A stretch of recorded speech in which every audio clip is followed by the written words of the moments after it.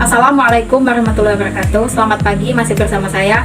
Sebelum itu saya ingin memperkenalkan diri terlebih dahulu. Nama saya Dena Puja Puspita, kelas 1C, semester 1, Prodi Pendidikan Agama Islam, Universitas Islam Negeri Fatmawati Soekarno Bengkulu. Baiklah, di sini saya akan mempresentasikan materi tentang sejarah masuknya Islam ke Bengkulu. Masuk dan berkembangnya dakwah Islam di Bengkulu memang sedikit terlambat dibandingkan dengan daerah-daerah lain yang ada di Nusantara. Daerah lain di Nusantara telah tersentuh ajaran Islam pada abad ke-7. Hal ini ada kemungkinan disebabkan oleh letak geografis Bengkulu yang berada di tepi Samudra Hindia, bukan berada di antara selat pulau. Dengan kondisi tersebut mengakibatkan pelayar mengalami kesulitan untuk menuju Bengkulu.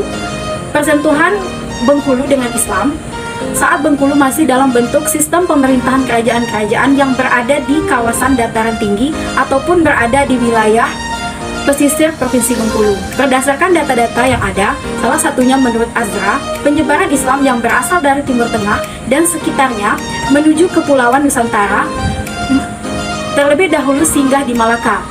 Dari Malaka inilah kemudian Islam tersebar ke Nusantara. Dari Malaka, Islam juga tersebar di Pulau Sumatera melalui Sriwijaya atau Palembang. Dari Malaka, Islam juga tersebar di Aceh, yaitu di Samudra Pasai, lalu tersebar ke daerah Sumatera lainnya. Sedangkan untuk daerah Sumatera Barat atau Padang itu menerima Islam melalui Palembang dan Aceh. Berdasarkan teori jalur masuknya penyebaran Islam di Nusantara tersebut, Islam masuk ke Bengkulu melalui Minangkabau ataupun melalui Palembang. Dan pada saat itu, pada masa-masa Bengkulu masih dalam bentuk sistem pemerintahan kerajaan-kerajaan. Salah satu kerajaan tertua di Bengkulu adalah Kerajaan Sungai Serut dengan raja pertamanya Ratu Agung pada tahun 1550 sampai dengan 1570 yang berasal dari Gunung Ciku.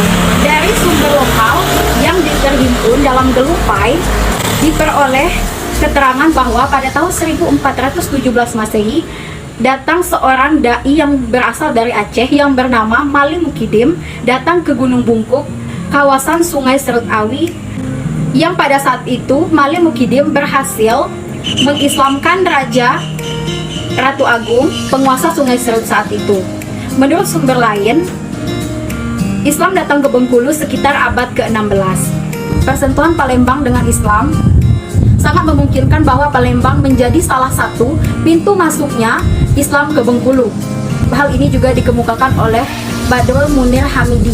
Masuknya Islam ke Bengkulu melalui 5 pintu. Pintu pertama itu melalui Kerajaan Sungai Serut yang dibawa oleh ulama dari Aceh yaitu Tengku Mali Mukidim. Pintu kedua melalui pernikahan atau perkawinan Sultan Muzaffar dengan Putri Serindang Bulan. Dan awal inilah yang menjadi masuknya Islam ke Tanah Rejang sekitar pertengahan abad ke-17.